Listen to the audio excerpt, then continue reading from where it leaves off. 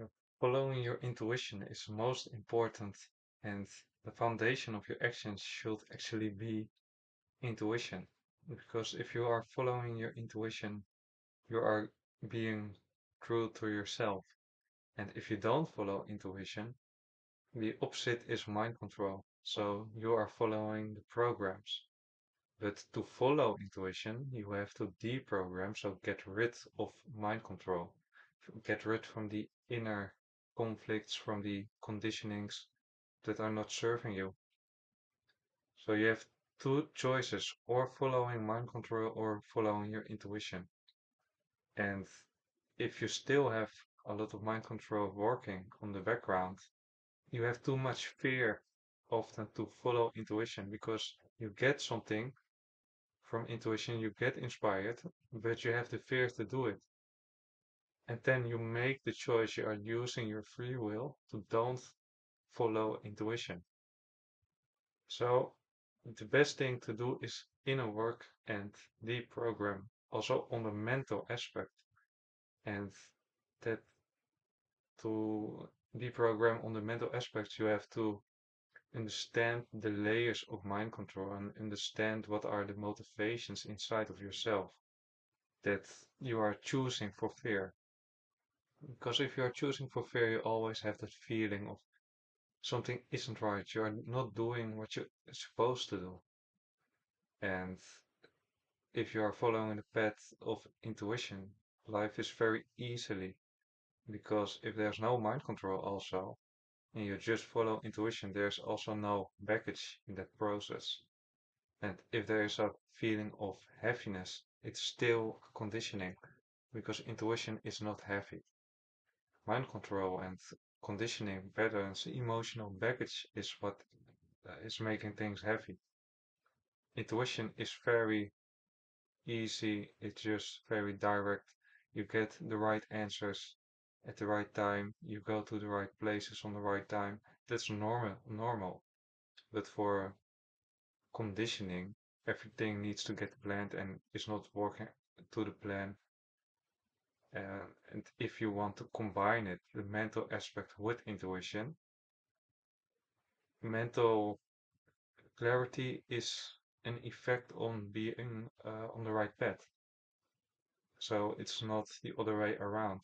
You get the right path, you are doing that, and if that's include mental work, then you do that. Then it is working, then it's healthy. But if you don't do it, you are suffering. And you have to let go of the mental baggage. But to let go of the mental baggage, you have to understand what the mental baggage is you are having and understand what it's built of. So, what are the building blocks of the perspectives you have? What are the maybe the traumas and the emotions that combine the thoughts and make it more real? And if you are in that place, it can feel and look very real, but it's just a programming. So, what you have to do is to be honest to yourself and to go inside of yourself. And from that place, just write down everything you are feeling and thinking, and just see if you can find the truth in it and can find what it is really saying. So you have to understand that you have the feelings and the emotions, the thoughts, but underneath of that, there's so much more.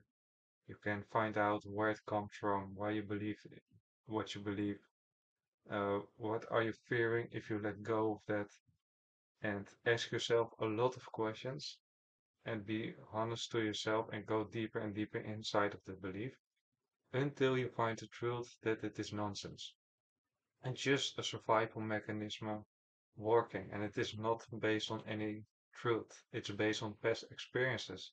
But that is the past, and even in the past, it was maybe not even true. It was what you thought it was true. So if you are really getting that understanding about it, you can let it go because you know it is not true and it is not serving. So if you have the mental understanding of that it's actually nonsense and it isn't helping you, it's easy to let go. But if you don't have that understanding, it can still be a little bit hard to let go because you don't know if it is real or not, and you can do inner work and let just the feelings go, but you still believe it is important to invest in those beliefs. And if you still think that it is needed to get run by those programs, it is almost impossible to let go because you don't have that feeling, maybe, or you try to do something else, but on the background, you still believe it. So you have still fear. And if you still have that, you are using the free will for the program again. So I see that's very, very important to have that mental understanding, and it will make you a lot smarter and stronger. And if you see through the illusions of the mental constructs that are running the programs, what it is made of, it will also reflect in your other belief systems. Because if you are finding out that it is not true and how your psychology is working, you can see patterns in other programs also. So it will get easier and easier, but you have to just start to do the inner work on the mental aspect also and get clear and sharp on what it is. And then you can let it go. You let it go on the mental aspect, but also the emotional aspect. And then you get connection to the heart more clearly because there's no mental blockage anymore, and you can just go straight to the heart and straight to your intuition without your mind being involved because you have that inner knowing that it is not needed. And when you do that, you can just take action from from your intuition, from your inside world, and use that as the foundation of moving through this world and make the choices that are needed to make made in that moment. So that's the way to do it.